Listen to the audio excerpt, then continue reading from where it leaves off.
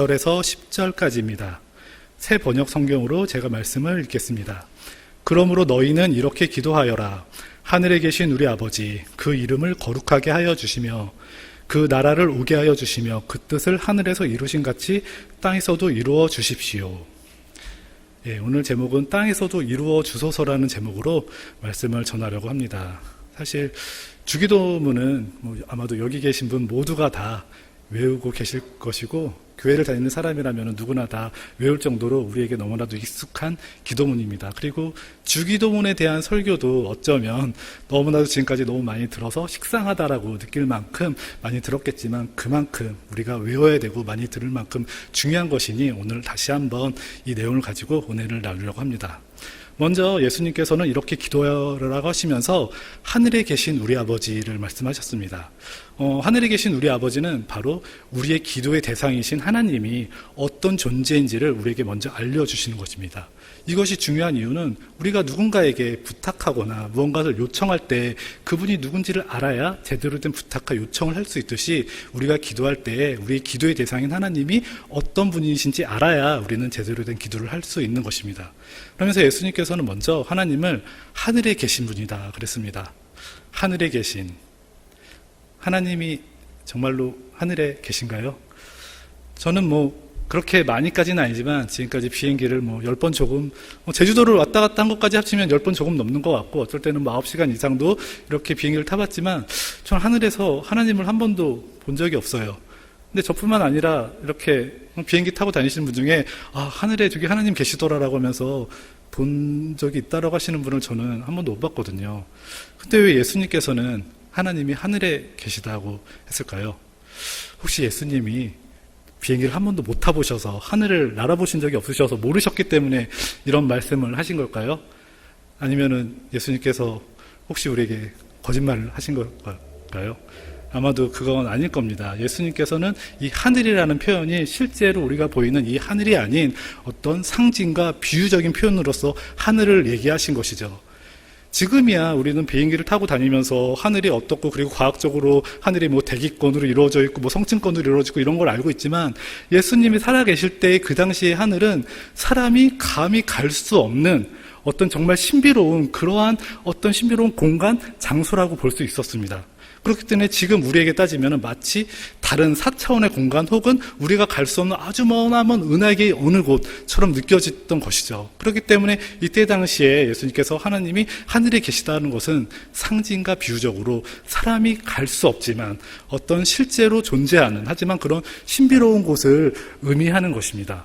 그런데 예수님께서 이렇게 비유와 상징적으로, 그렇게 비유적으로 하늘에 계시다라고 말씀하셨는데, 그래, 성경에 하나님이 하늘에 계시다고 했고, 예수님이 또한 하나님이 하늘에 계시다고 했으니까 하늘에 분명히 하나님이 계실 거야 라고 하면서 하나님을 찾기 위해 막 노력하고 그거를 증명을 한다면, 과연 하늘에서 하나님을 찾을 수 있을까요? 하나님을 찾을 수 없을 것입니다. 그런데 오늘 이 말씀뿐 아니라 예수님께서 하신 말씀, 그뿐 아니라 성경에 기록된 대부분의 언어들은 비유적이고 상징적으로 표현되어 있습니다. 그렇기 때문에 이것은 과학적으로 증명할 필요도 없고 증명을 할 수 없는 그런 언어인데, 그런 것들을 어떤 사람들은 계속적으로 과학적으로 증명하려고 노력을 합니다. 그러다 보니까 안타깝게도 그런 노력을 하시는 분들은 성경을 연구하는 신학자들에게도 이 성경의 언어가 비유와 상징으로 되어 있는 것을 알지 못하는 사람들의 모습으로 보이기도 하고, 또한 과학자들에게조차도 인정받지 못하는 모습을 우리는 종종 볼 수 있습니다. 하나님의 말씀은 비유와 상징으로 되어 있기 때문에 해석을 하는 것이지 증명하는 것이 아님을 반드시 우리는 알아야만 합니다. 그 다음에 예수님께서는 하나님을 우리 아버지라고 하셨습니다. 그런데 예수님께서는, 예수님 정도 되시면 우리 아버지가 아니라 나의 아버지라고 말씀하실 수도 있는데, 우리라는 표현을 쓰셨다는 것에 우리는 집중을 해야 합니다. 때때로 우리는 신앙생활을 하다 보면은 마치 하나님이 나만의 하나님, 혹은 내가 속해 있는 공동체만의 하나님, 혹은 나와 비슷한 종류의 어떤 그러한 사람들만의 하나님으로 착각을 하는 경우가 있습니다.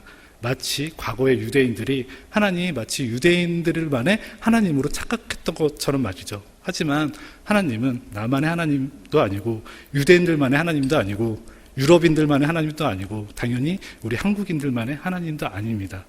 심지어 하나님은 백인들만의 하나님도 아니고 흑인들만의 하나님도 아니며 남성들만의 하나님도 아니고 여성들만의 하나님도 아닙니다. 그리고 그것을 더 넘어서서 하나님은 우리 인간들, 우리 사람들만의 하나님도 아닌 것입니다.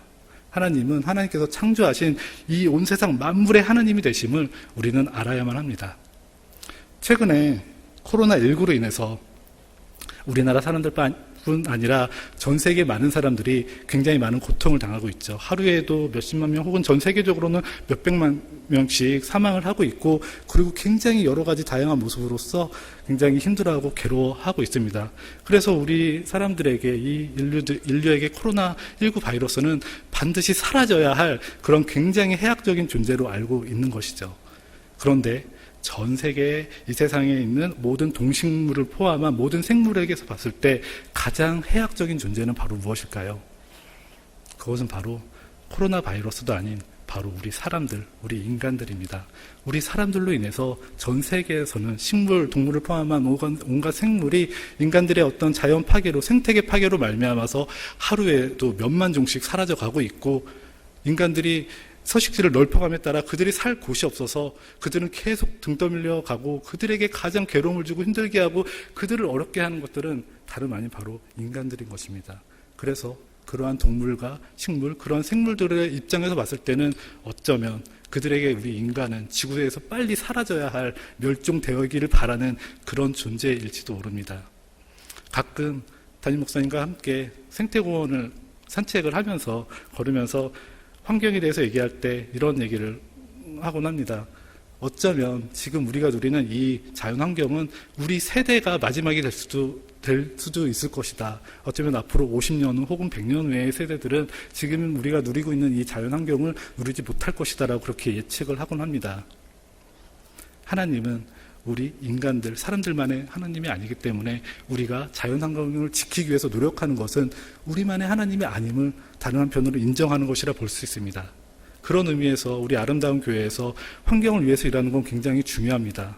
그래서 우리 성도 여러분들 앞으로도 우리 목사님과 함께 자연환경을 위해서 함께 열심히 일했으면 좋겠고, 바로 그런 것이 바로 하나님께서 원하시는, 하나님께서 창조하신 이 모든 생물을 위한 것임을 반드시 기억하시기 바랍니다. 그래서 하나님은 우리 사람들만의 하나님이 아니라 온 우주와 온 세계 하나님이심을 우리는 반드시 알아야만 합니다. 그 다음에 예수님께서는 하나님을 아버지라고 부르셨습니다. 그런데 아버지라고 한다면은 성인이 돼서 결혼을 한 후에 자녀를 갖고 있는 남성을 의미합니다. 그런데 과연 하나님은 남성이신가요? 여성이신가요? 혹은 하나님이 결혼을 하셨나요? 안 하셨나요? 하나님이 자녀를 낳으셨나요? 안 낳으셨나요? 하나님은 당연히 남성도 아니고 여성도 아니고 결혼이라는 것이 필요 없으신 분이실 테고 그런 분이실 텐데 왜 예수님께서는 하나님을 아버지라고 부르셨을까요? 물론 아버지가 우리를 이렇게 보호해 주시는 좋은 분이시기 때문에 이렇게 얘기를 하셨겠지만, 만약에라도 어렸을 때부터 아버지로부터 학대를 받은 사람이 있다면 그 사람에게 가서 하나님은 우리의 아버지 되시는 분이야 그런다면 그 사람은 하나님을 어떻게 받아들일까요? 나 하나님 그런 분이면 나 하나님 절대 안 믿을 거야. 아마 이렇게 말할 것입니다. 그럼 그렇다고 해서 하나님을 아버지가 아닌 어떻게 다르게 불러야 할까요? 이것도 또한 예수님께서 아버지를 상징적으로, 비유적으로 표현한 것임을 우리가 알아야 합니다. 예수님께서 살아계셨을 때 당시의 유대사회는 완전한 남성 중심주의의 사회였습니다. 그래서 그때는 사람의 인구수를 셀 때도 성인이 된 남성들만의 숫자를 세고 아이와 여성들은 숫자를 세지 않을 정도로 완전 남성 중심의 사회였기 때문에 그때 당시의 아버지의 존재는 우리가 생각하는 것, 지금 현재 우리가 느끼는 아버지 이상의 존재였습니다.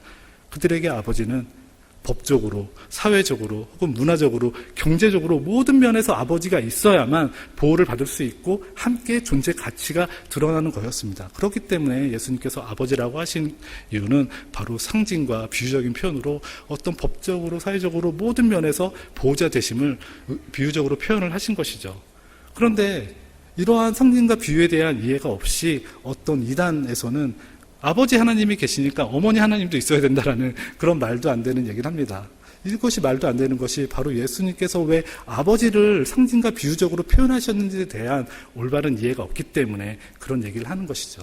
그렇기 때문에 우리도 하나님을 평소에 늘 아버지라고 하면서 기도를 하시고 부를 텐데, 아버지라고 하지만 하나님이 그렇다고 해서 뭐 남성이거나 혹은 뭐 결혼을 하신 분이거나 그렇게 생각하는 것이 아니라, 하나님께서는 바로 나를 법적으로 사회적으로 모든 면에서 보호해 주시는 그런 보호자가 되시는구나 라고 생각하시면서 그렇게 하나님을 생각하시면 될 것입니다. 그래서 하늘에 계신 우리 아버지는 결국 어떤 의미냐, 사람이 갈 수 없는 어떤 신비로운 곳에 계시면서 온 우주의 보호자가 되시는 분이시다라고 우리에게 알려주시는 걸로 기억해야 합니다. 그 다음에 예수님께서는 이제 그 이름을 거룩하게 하여 주시며 라고 하면서 이제부터 나오는 내용들은 바로 기도를 하는 우리들이 어떻게 기도를 하며 어떠한 삶을 살아야 되는지를 알려주고 계십니다.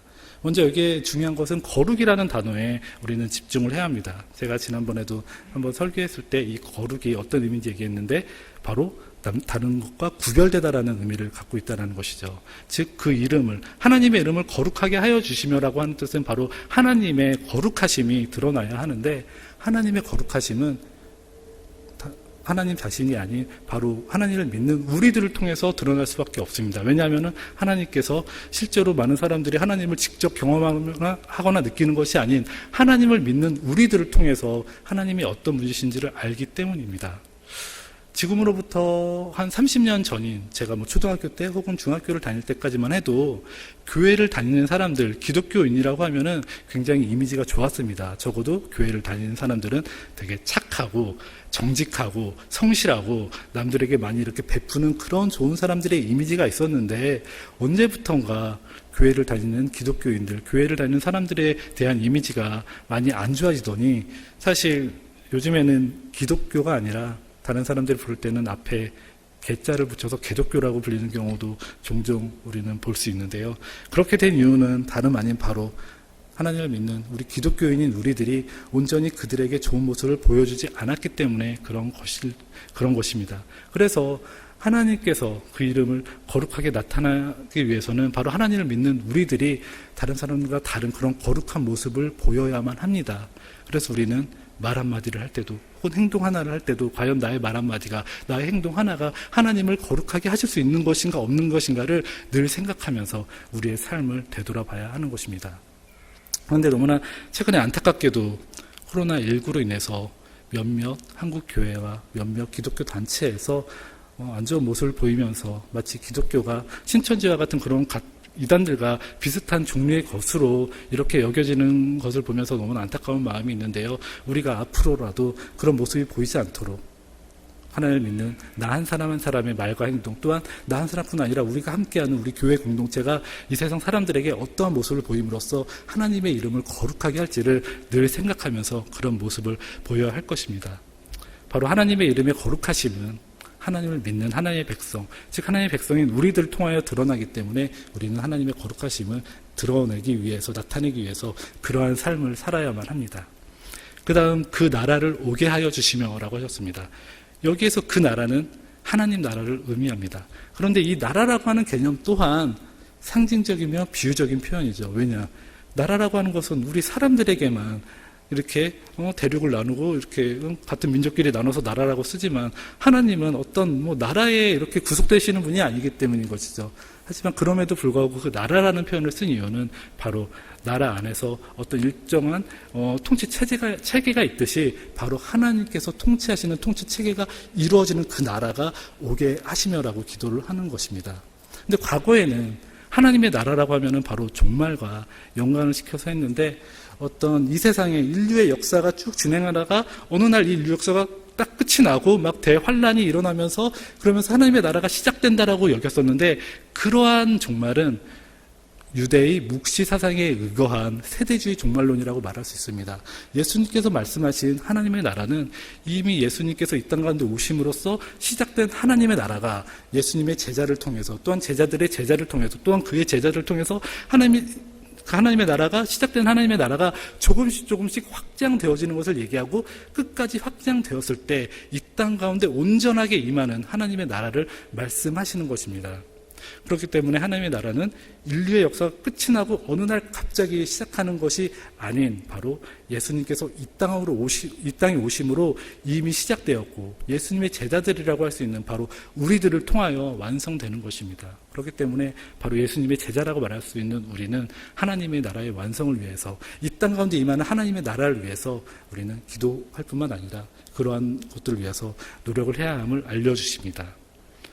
마지막으로 그 뜻을 하늘에서 이루신 같이 땅에서도 이루어 주십시오라고 말씀하셨습니다. 하나님께서는 자신의 뜻을 사람을 통해서 이루십니다. 우리가 구약 성경을 보면은 과거에 이스라엘 민족을 구원하기 위해서 모세를 사용하셨고 그 이스라엘 민족을 하나의 왕국으로 만들기 위하여 다윗을 사용하셨고 또한 이스라엘 백성들이 점점 악해져 갔을 때 많은 예언자들을 보내서 예언자들을 통해서 하나님의 뜻을 말씀하셨으며 심지어 결국에는 직접 사람이 되어서 이 땅 가운데 오셨습니다. 즉 이렇게 하나님께서는 사람을 통하여서 자신의 뜻을 이루시는데 그렇기 때문에 우리들 하나님을 믿는 우리 각자 한 사람 한 사람은 바로 하나님의 뜻을 이루는 그런 존재가 되어야 합니다. 우리 각자 한 사람 한 사람이 바로 모세와 같은 사람이 되어야 하며 다윗과 같은 사람이 되어야 하며 예언자와 같은 그러한 사람이 되어야 한다는 것입니다. 그렇기 때문에 하나님께서 자신의 뜻을 이룬다고 하는 것은, 이루어 달라고 우리가 기도하는 것은 바로 우리 각자 한 사람 한 사람이 하나님의 뜻을 이루는 존재가 되어 달라고 기도하는 것과 같은 것입니다. 그래서 종합을 해보면 우리가 하나님의 거룩하심을 나타내는 하나님의 백성으로 살아갈 때, 또한 하나님의 나라를 완성하는 예수님의 제자로 살아갈 때, 그때 하늘에서 이루어진 하나님의 뜻이 이 땅 가운데서도 이루어질 것입니다. 우리는 거의 주일마다 혹은 몇 번씩 주기도문을 이렇게 외우면서 기도를 합니다.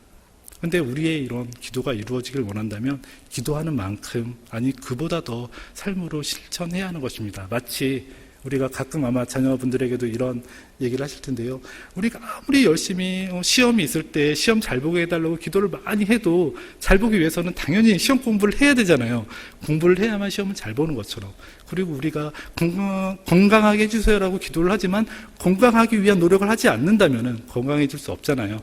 같이 노력을 하면서 기도를 해야 하는 것이죠. 그것처럼 우리의 기도가 이루어지길 원한다면 우리가 기도하는 만큼, 아니면 어쩌면 기도하는 것보다 그 이상으로 우리의 삶으로 실천할 때 그 기도가 이루어지는 것입니다.